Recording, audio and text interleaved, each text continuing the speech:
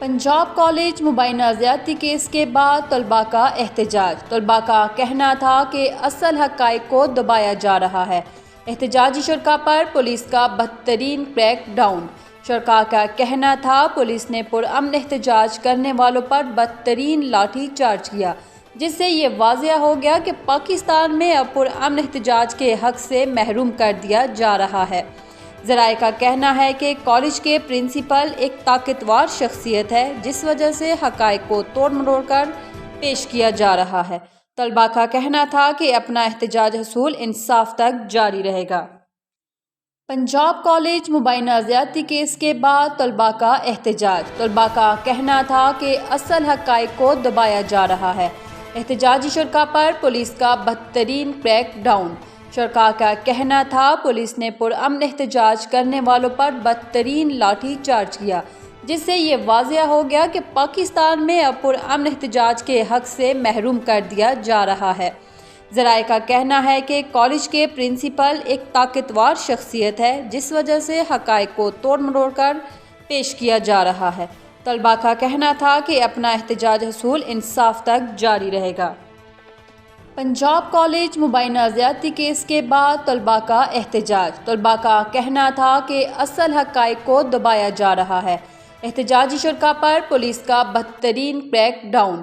شرکاء کا کہنا تھا پولیس نے پرامن احتجاج کرنے والوں پر بدترین لاٹھی چارج کیا، جس سے یہ واضح ہو گیا کہ پاکستان میں اب پرامن احتجاج کے حق سے محروم کر دیا جا رہا ہے۔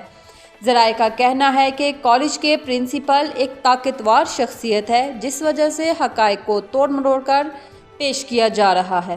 طلباء کا کہنا تھا کہ اپنا احتجاج حصول انصاف تک جاری رہے گا۔ پنجاب کالج مبینہ زیادتی کیس کے بعد طلباء کا احتجاج۔ طلباء کا کہنا تھا کہ اصل حقائق کو دبایا جا رہا ہے۔ احتجاجی شرکاء پر پولیس کا بدترین کریک ڈاؤن۔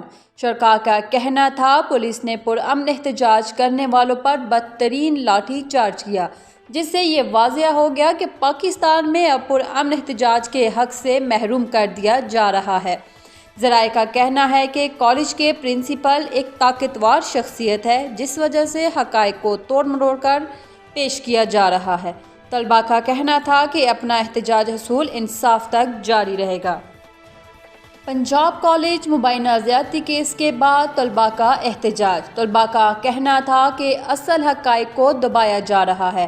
احتجاجی شرکاء پر پولیس کا بدترین کریک ڈاؤن۔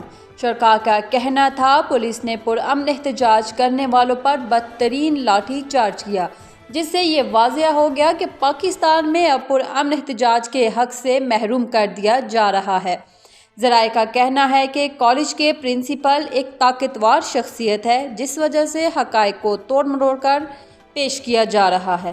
طلباء کا کہنا تھا کہ اپنا احتجاج حصول انصاف تک جاری رہے گا۔